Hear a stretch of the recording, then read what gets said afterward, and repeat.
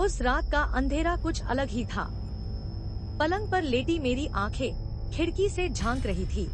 बाहर चांदनी की चादर जैसी चमक फैल रही थी, लेकिन मेरी आत्मा उसके भी गहरे रहस्यों से अनजान थी। मैं, सीमा, एक YouTube चैनल चलाती थी, भूत प्रेत का सत्य। मेरी जिंदगी का मकसद था उन रहस्यमय वस्तुओं को खोज निकालना और लोगों को दिखाना, ताकि उनके भी मन में झलक जाए इन भूतिया कहानियों की सच्चाई। आज का व्लॉग मैंने खास बनाया था। एक पुराना, बहुत ही पुराना कांच का दर्पण जिसे लोग श्रापित मानते थे। मैंने सुना था कि यह दर्पण वाकई में जादुई है, जिसमें अगर कोई भी वस्तु देखे तो उसकी आत्मा उसमें फंस जाती है।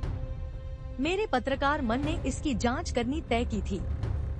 मैंने कैमरा ऑन किया और धीमे धीमे उस दर्पण के सामने खड़ी होकर उसकी कहानी सुनाना शुरू किया। जैसे ही मैंने उसके बारे में बातें करनी शुरू की, मुझे लगा कि वहाँ कुछ तो है। वह दर्पण तो जैसे जीवंत हो उठा। उसकी चमक में चमक थी, लेकिन उस चमक के पीछे एक अनजान खौफ छिपा था। मैंने महसूस किया, मेरे रोम-रोम में झुरझुरी दौड़ गई। खास तौर पर तभी अचानक से पूरे कमरे में एक अजीब खौफनाक आवाज गूंजने लगी। ऐसा लग रहा था जैसे कोई मेरे कान में फुसफुसा रहा हो, कोई मध्यम लेकिन डरावनी सी आवाज, मैं यहाँ हूँ, अब तुम भी मेरी जेल में फंस गई हो। मेरी हालत जैसे अचानक से पत्थर जैसी बन गई। मैं घबरा गई, लेकिन मैं अपने कैमरे को बंद नहीं करने वाली थी। इसीलिए मैंने अपने डर को छुपाकर फिर से वीडियो रिकॉर्डिंग शुरू की। जैसे ही मैं उस दर्पण की तरफ बेरहमी से देखने लगी, मेरी आंखें फिर से उस चमक से टकराईं और मैं अचानक से अपने आप को उस दर्पण के अंदर पाई। सब कुछ जैसे एक भयानक सपना था।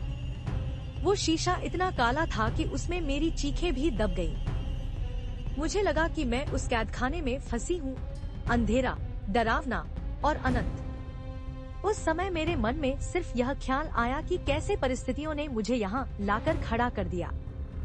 मेरी आवाज अब भी उसकी खामोशी में गूंज रही थी। मैं चिल्लाई, रोई और अपनी हर कोशिश की कि बाहर निकल सकूं, पर सब फुस हो गया।